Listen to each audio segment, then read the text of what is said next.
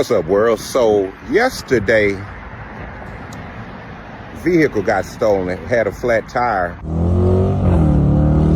But by the time we could call the people to come pick the car up, the car was gone off of 45 and Beltline. Well, what they didn't realize is that it was a tracker in the car. So this is where they've been bringing all the stolen vehicles to. At this place, this is off Dowdy Ferry. And as a matter of fact, let me show you, this is less than 12 hours after the vehicle was simply stopped on side of the road for a flat tire. This is what's left of it. It was a C-Class Mercedes. I'm not sure what it is now. Authorities uncovered more than a dozen stolen cars secretly tucked away in the woods near the Philadelphia airport, a haven for car thieves running a hidden chop shop. Police now looking for the people behind the sophisticated scheme. Thursday night, Rick is off. I'm Shari Williams. The big story on Action News tonight is the discovery of an illegal makeshift garage filled with stolen cars. In more Crime Tracker news, a chop shop takedown in Memphis leads to arrests, and investigators recovered multiple stolen cars, including some taken from here in Nashville. Memphis police say the bust led them to at least 5 stolen cars and landed 2 men behind bars. First up at 3, these 2 men right here are in custody after Polk County deputies busted a chop shop. Authorities say the man on the left, this guy right here, was the person behind it. He was arrested for a second time doing the same thing in the same location. Prosecutors say 23-year-old Marcus Kemp was a particularly bold and brazen thief, recruiting buddies from his D.C. neighborhood to case the wealthy, quiet streets of Chevy Chase and Bethesda in broad daylight in the midst of the pandemic lockdown, looking for only the most expensive cars.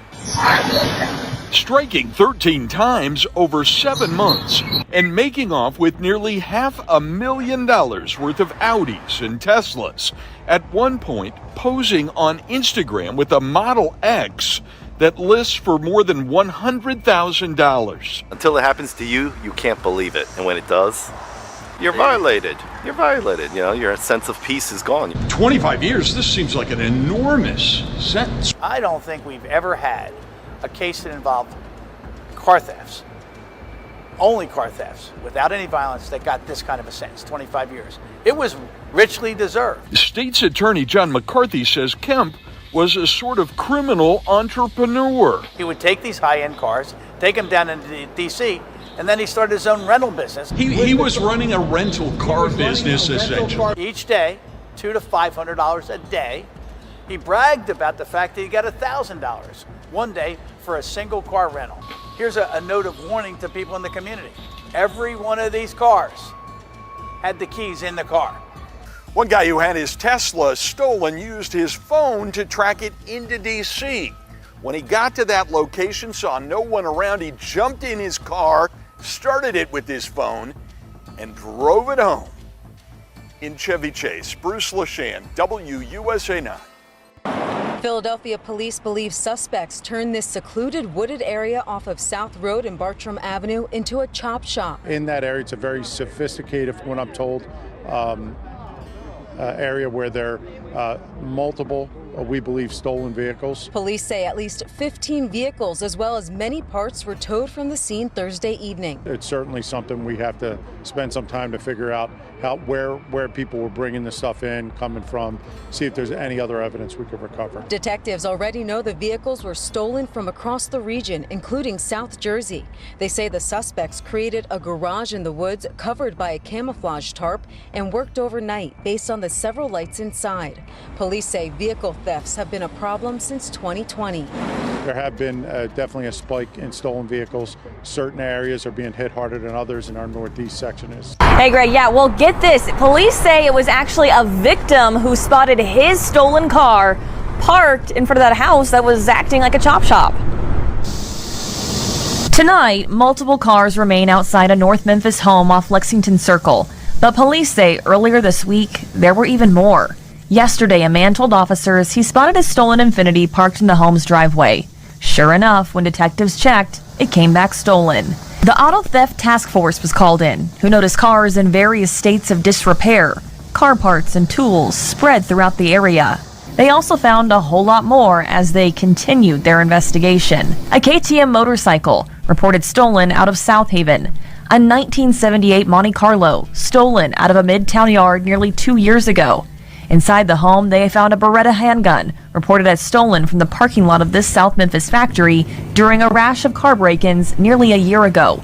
3 other guns, hundreds of rounds of ammunition, and a vehicle programmer, commonly used to reprogram the key or key fob of vehicles. When investigators checked the stolen Infiniti that initially led them to the bust, it was no longer operable because the vehicle had been reprogrammed. Detectives arrested Carlos War for possession of all the stolen property. He's also a convicted felon. Were notified by the dealership through a GPS ping that led them to that location. Deputies say most of the cars they found are muscle cars, including 2 Dodge Challengers, 2 Dodge Chargers, and a Chevy Camaro. They say they tracked the GPS signal on one of the cars to this residential neighborhood at an address that didn't exist. That's when they say 2 cars sped off from a nearby driveway, raising their suspicion. At that time, they did not know that that was the actual residence where this homemade chop shop was, to be exact. The deputies on scene then turned their attention to that house and found the car they were looking for.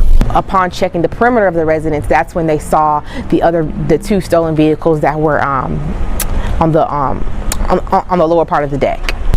That's when they say they came back with a warrant and found 5 other stolen cars along with 2 engines. Investigators believe the stolen cars were being stripped of their parts at that house and then likely sold off on the black market.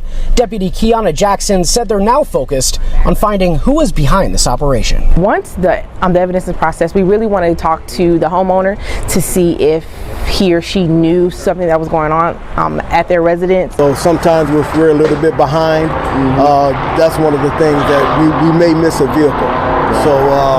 So we kind of sacrificed one to gather these 4. Loaded up on a shipping container, almost certain to be sold to buyers far from here. We believe that they were going at minimum across state lines and as far as probably throughout the country. The shortages that's going on with the vehicles, and has things through the black market for cars have shot up completely.